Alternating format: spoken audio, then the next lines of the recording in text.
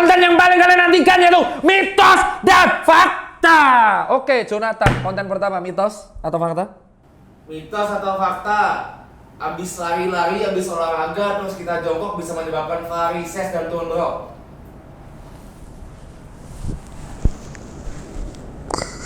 Lari-lari, jongkok, turun berok, hernia.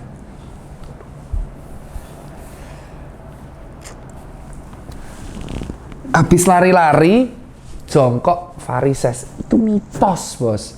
Varises itu terjadi kalau kamu tuh berdiri terlalu lama malahan. Mitos ya? Ya coba aja kamu berdiri 2 jam terus-terusan dengan beban. Tahu nggak varises itu terjadi karena apa? Gini, pada orang obesitas, pada manusia, gravitasi. Gini deh, gravitasi itu semua ketarik ke pusat inti bumi. Seperti dengan darah. Air mengalir dari tempat tinggi ke rendah. Benar? Nah, pada kaki kita, pada kaki kita itu ada katup-katupnya. Venanya itu vena profundal. Wah, vena profundal dan vena superficial. Profundal itu dalam, superficial itu luar. Ada katup-katupnya. Jadi kalau arteri kan tekanannya besar karena dipompa oleh jantung. Nah, kalau darah kotor itu dipompa kembali jantung. Di vena-vena kaki itu ada pompanya. Ya, kalau kita berdiri terlalu lama, ya kan, otomatis kan pompa ini kan semakin kuat kan. Wah, kan ngumpul di bawah kan gravitasi. Ya kan? Akhirnya pompa-pompa ini saling muncul satu sama lain. Makanya si venanya membesar, jadilah varises. Ya kan? Kalau lari-lari jongkok, itu bukan hanya varises. Blackout, pingsan kamu yang ada. Ya kan? Justru, tapi semakin parah kalau dia obesitas, atau ada gejala diabetes, atau gejala gagal jantung. Akhirnya, karena dia gagal jantung, tekanan di jantung semakin tinggi. Otomatis pompa yang di bawah nggak cukup. Akhirnya vena, darah mengumpul di bawah, jadinya udem. Makanya kalau pada diabetes sama gagal jantung atau CHF atau congestive heart failure, pada dua kakinya itu bengkak. Gitu. Mencegah varises ya, kamu kalau sudah kesemutan, geringgingan, ya digerak-gerakin. Kalau enggak, darahnya ngumpul di bawah semua. Kalau jongkok kelamaan bisa. Jongkok kelamaan varises bisa. Jadi nggak harus dia olahraga besar terus jongkok varises, enggak. Kalau kita jongkok terus kesemutan dipaksa dulu ya itu jadi varises karena kan bebannya di bawah jadi lama. Itu. Paham? Next. Jadi kalian tadi mitos tuh kayak? Setengah mitos, setengah fakta. Kalau kebanyakan apa tadi? Lari-lari, aktivitas. Enggak, itu enggak. Kebanyakan jongkok. Iya. Next. Makan di saat panas dan minumannya dingin atau es bisa merusak gigi. Mitos atau fakta? Gigi kita tuh kuat, bro.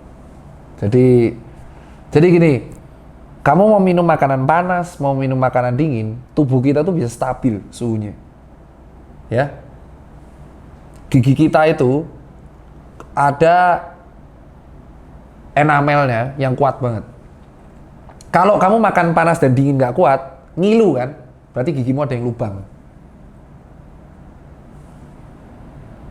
Kalau ngerusak gigi itu enggak. Tapi kalau ngebuat ngilu ya. Ya kalau nggak percaya coba kamu minum air panas 100 derajat Celcius. Melonyok tuh cangkemmu asu. Jadi bukan hanya tentang gigimu yang rusak, cangkemmu juga rusak. Ya kan minum tuh nggak usah terlalu panas, nggak usah terlalu dingin lah. Angkat-angkat aja lah. Kalau nggak percaya coba kamu makan es batu 0 derajat tuh makan yang cangkemmu loh bro. Lonyot juga itu langsung mulut ya. Jadi kalau makan terlalu panas dan dingin, merusak gigi, nggak sepenuhnya mitos, nggak sepenuhnya fakta. Ya. Karena kalau pada orang giginya berlubang, yang enamelnya udah rusak, memang rusak akhirnya dia, ngilu. Tapi kalau dia enamelnya masih kuat, yang dia nggak masalah. Jadi ini tergantung kesehatan gigi masing-masing. Pertanyaan semakin susah nih. Nomor 3. Nah ini mitos apa fakta dok? Candaan masa kecil, kalau jatuh kena tulang ekor bisa bikin buta. Wah bener kalau ini, bukan buta, lumpuh. Ini fakta men. Jadi buat kamu yang suka bercanda narikin kursi, kalau orangnya itu duduk kena tulang ekor dan patah, akan terkena kelumpuhan karena terkena cauda equina syndrome. Pada tulang ekor tuh namanya tulang sakral, S1 sampai itu isinya tuh bonggol saraf pusat. Terus kamu bercandaan bahaya itu bukan hanya buta, lumpuh. Buat kamu yang suka bercanda narikin kursi, bangsat kamu. Terus mainan kuda tomplok gak boleh ada dong bro? Apa? Kuda tomplok. Apa tuh kuda tomplok? Yang duduk di punggungnya itu loh, loncat gitu tuh. Coba kalau kamu didudukin Daniel sekarang nonton. Ayo, nggak boleh kan? Coba. Kalau patah, berarti bahaya. Kalau nggak patah, nggak bahaya. Berani nggak? Coba. Oh, ya udah, berarti bahaya.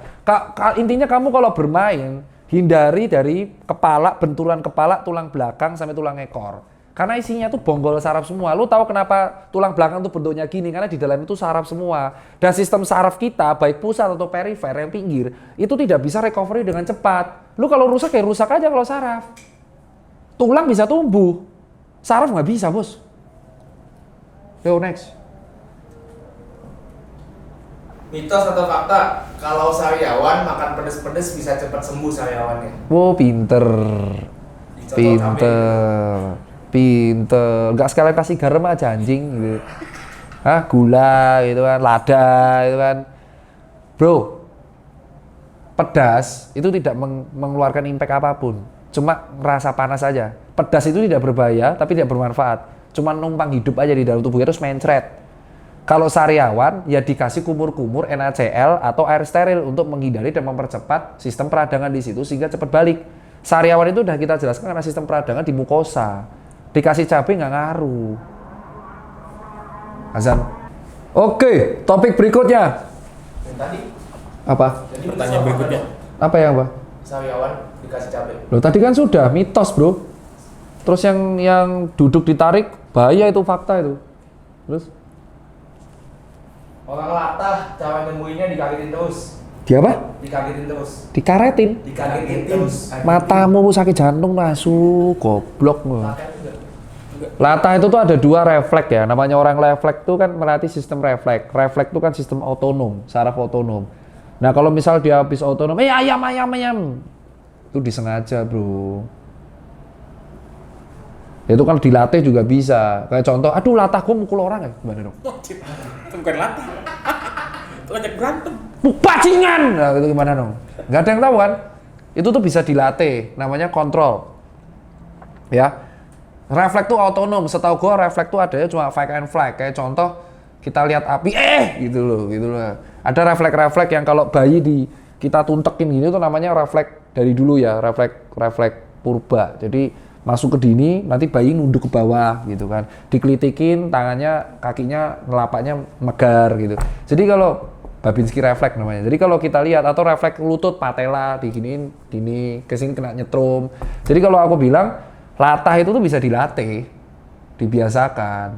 Nah kalau latahku mukulin orang, ngamlengi wong, misuh bi. Kayak contoh, dipukul, jancuk, itu kan sebenarnya bisa dilatih. Ya, masa kamu di depan dipukul, di depan bosmu, misal CEO mana, asui, ya kan nggak mungkin, pasti kontrol diri kan. Kecuali memang, aduh ayam, itu caper bro. Next. Kenapa pas bangun, jadi gini, bangun tidur leher sakit karena salah bantal? Gimana? Itu sama fakta. Gimana? Bangun Oh leher sakit. Iya leher sakit. Betul. Jadi kalau kita tidur, kita kan di sini merilekskan otot-otot leher. Ini kan otot paling capek ya karena menyangga tengkorak kita. Namanya tulang atlas di sini nih. Ini. Terus kalau kita tidur, kita tuh harus mencari bantal yang bisa menahan beban kepala kita. Kalau kita salah tidur akan mengakibatkan otot kita menjadi regang, jadinya tengeng atau menjadi regang sakit gitu.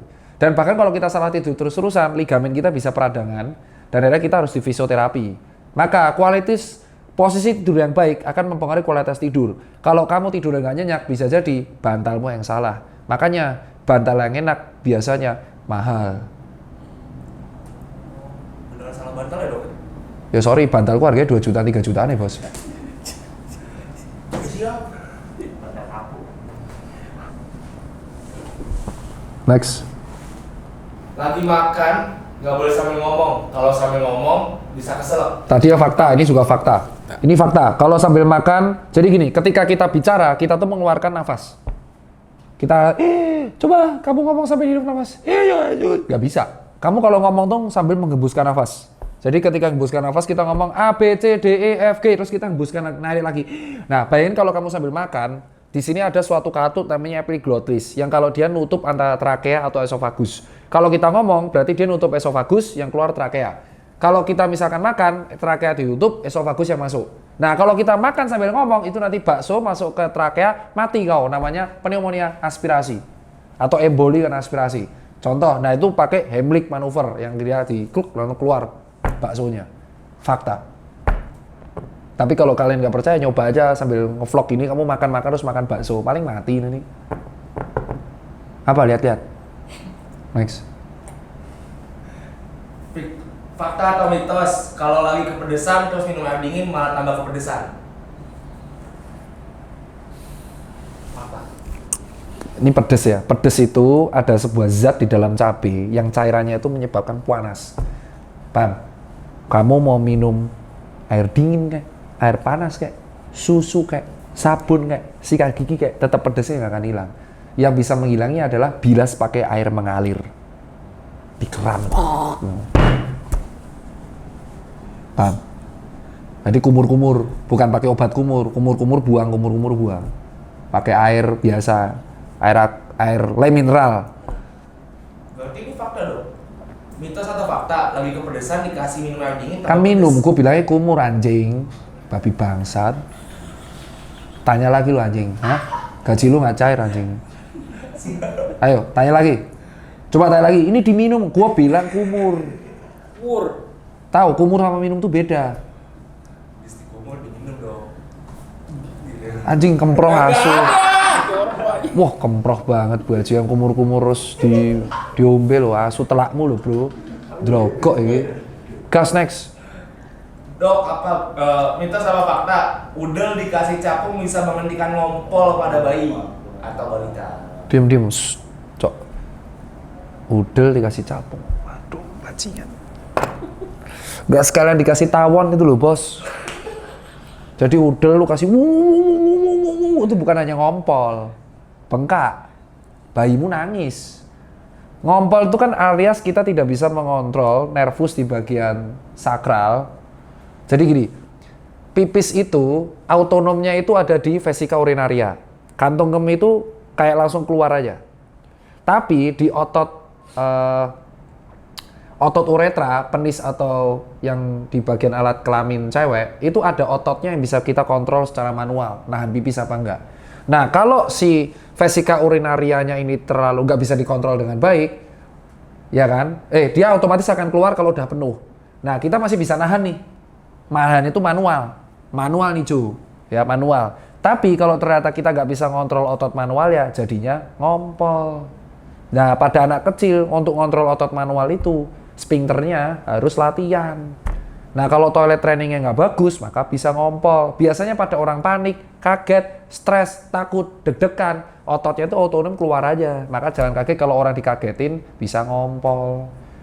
Dikasih capung, tawon, bakwan juga nggak ngaruh ke udel anjing. Mitos. Next. Dua lagi dong. Terus netizen bilang, dokter nih yang nonton anak kecil loh, kata-katanya dikontrol. Ya lu skip! Udah tahu kata-kata saya kasar ditonton. Next. Tidur di ubin bisa bikin paru-paru basah. Hah? Tidur di ubin bisa bikin penyakit paru-paru basah.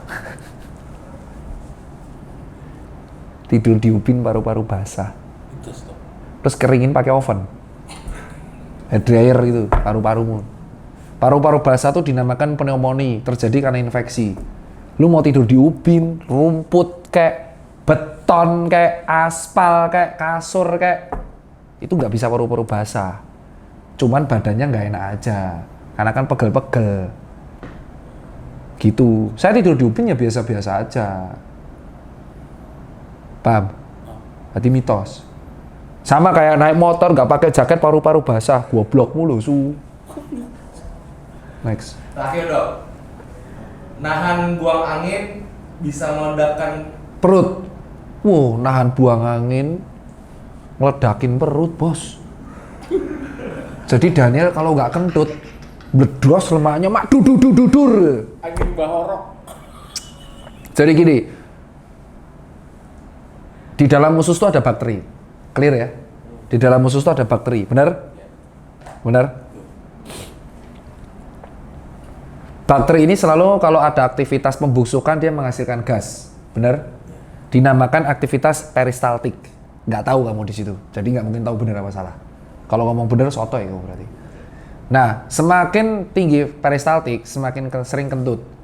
Kalau orang nggak bisa kentut, dia nggak akan meledak bro. Tapi perutnya akan membesar. Nggak sampai meledak, namanya ileus. Kalau ada orang ileus, itu bukan meledak. Ususnya akan membesar, terjadi kegagalan peristaltik di situ. Otomatis, kalau peristaltiknya nggak ada, dia nggak kentut. Kalau nggak kentut, berarti ada kegagalan peristaltik usus. Jadi makanan terhambat di situ. Sehingga tainya atau fesesnya terhambat di situ. Ususnya menjadi besar, menjadi ileus, yang menjadi area perut yang membesar, dan harus dibedah perutnya. Kalau usus buntu, Bentar dulu, harus dibedah laparoskopi. Kalau enggak, ususnya akan pecah dan tainya ini akan menyebar kemana-mana. Jadi bukan perutnya pecah, usus yang pecah. Setengah fakta. Ya setengah fakta. Pinter. Soalnya kalau lu bilang perutnya pecah, kasihan Daniel anjir. Bleh, lemaknya kemana-mana. Suamiku. Terus yang kedua, kalau usus buntu, ada sebuah usus yang tak gimana diciptakan di dalam tubuh manusia, namanya appendicitis. Appendix ini nggak berguna sama sekali sebenarnya. Kalau ternyata dia peristaltiknya nggak bagus, appendix ini bisa jadi infeksi karena sisa-sisa makanan yang nyasar ke dia. Nah, kalau nggak diurus dengan baik, sisa makanan ini akan menumpuk, membusuk, jadilah radang dinamakan appendicitis. Ada 4 kuadran, ada 4 tingkat. Kalau ditekan di sudut bawah sudut kanan bawah perut, kuadran kanan bawah perut, itu akan sakit kalau dipencet. Kalau dia tidak ditangani dengan baik, appendicitisnya akan pecah. Jadi appendicis perforasi, pecah. Kalau pecah harus dibedah perutnya. Bedah perut itu, jadi perutmu pusar itu dibedah 20 cm. Sakit. Paham? Makanya kalau makan yang benar, jangan biasakan makan karbo pada waktu malam. Untuk orang yang hobi makan nasi di waktu subuh, hati bosku. Makan nasi itu di bawah jam 8, karena aktivitas usus biasa jam 8 itu berbahaya. Karena agak lambat. Paham? Ada lagi? Takut ya? Makanya, olahraga yang rutin. Buat kalian semua yang nonton, terima kasih. Ingat, kalau nggak suka dengan gaya edukasi saya, nggak usah didengar, skip aja. Karena rentan membuat Anda kaget. Assalamualaikum warahmatullahi wabarakatuh.